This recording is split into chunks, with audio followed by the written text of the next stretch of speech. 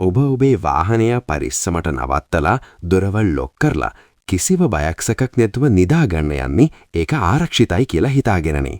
හැබැයි බිඳ වැටෙන වීදුරු කෑල්ලකවත් සද්දයක් නැතුව තප්පර 60ක් වගේ පොඩි වෙලාවක් ඇතුළත ඔබේ මේ වටිනා වාහනය මහ මුහුද තරණය කරලා වෙනත් මහද්වීපයකට අරගෙන යන ඇහැට නොපෙනෙන හොල්මනක් බවට පත්වෙන්න පුළුවන් කියලා ඔබ දන්නවද?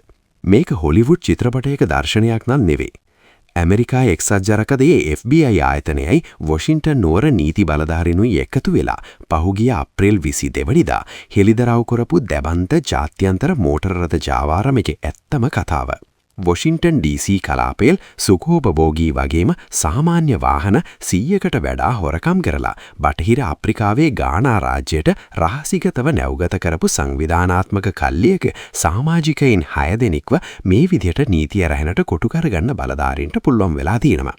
මේ හොරකම් වලට එයාලා කිසිම සාම්ප්‍රදායික ආයුධයක් පාවිච්චි කරලා නැති එක තමයි මෙතන තියෙන භයානකම තත්ත්වය.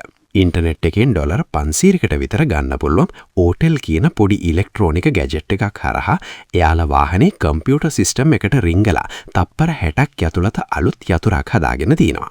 මෙතනදී ජනේල කඩනවා වගේ කිසිම කලබලයක් නැහැ. තප්පර 60න් වාහනේ අතුරුදන් වෙනවා කියලා ඇමරිකානු නීතිපති ජෙනින් පිරෝ කිව්වේ මේ තාක්ෂණික හොරකමේ තියෙන භයානකකම හොඳටම පැහැදිලි කරලයි. දහඩිය මහන්සියෙන් හොයපු සල්ලි වලින් වාහනයක් ගත්ත සාමාන්‍ය මිනිස්සුන්ට තමන්ගේ දේපල නැති වෙද්දි මේ ජාවාරම්කාරයෝ ඒ වාහන ගෘහ භාණ්ඩ විදියට බොරුවට ලේබල් ගාලා බැල්ටිමෝර් වරායෙන් අප්‍රිකාවට නැව්ගත කරලා තිබුණා.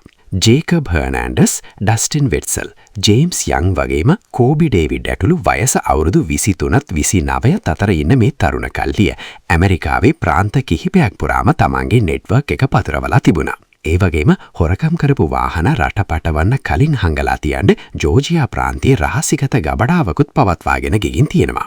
මේ වෙනකොට ඩොලර් මිලියනයකට වඩා වටිනාකමක් තියෙන වාහන 20ක් ගැන හරියටම චෝදනා ගොනු කරලා තිබුණත් විමර්ශකයින් විශ්වාස කරන්නේ මෙයාලගේ ගොදුරු බවට පත්වුණු වාහන ප්‍රමාණය මීට වඩා ගොඩක් වැඩි ඇති කියලායි. මේ මෙහෙයුම නීතිය ක්‍රියාත්මක කරන ආයතන ලැබූ ලොකු ජයග්‍රහණයක් වුණත් ඒකෙන් හැම වාහන හිමියෙක්ටම ලොකු ප්‍රශ්නාර්ථයක් ඉතුරු කරනවා. ඩොලර් බිලියන ගාණක් වියදම් කරලා වාහන නිෂ්පාදකයෝ හඳුන්වලා දෙන නවීන ආරක්ෂක පද්ධති සුළු මුදලකට ගන්න පුරුවන් මේ වගේ පොඩි උපකරණයක් ඉස්සරහා මෙච්චර අසරණ වෙන්නේ කොහොමද කියන එක ගැන දැන් සමාජය ඇතුලේ ලොකු කතාබහක් නිර්මාණය වෙලා තියෙනවා. තාක්ෂණයෙන් අපේ ජීවිත ගොඩාක් ලේසි කරලා තියෙනවා කියන එක ඇත්ත. හැබැයි ඒ තාක්ෂණයම හොරෙක්ගේ අතට පත් වුණාම ලෝකේ තියෙන නවීනතම ඉලෙක්ට්‍රොනික ඉබි යතුර පවා සද්දයක් නැතුව ඇරෙන මායා යතුරක් බවට පත් වෙනවා කියා මේ සිද්ධිය අපිට ආයෙත් සැරයක් මතක් කරලා දෙනවා.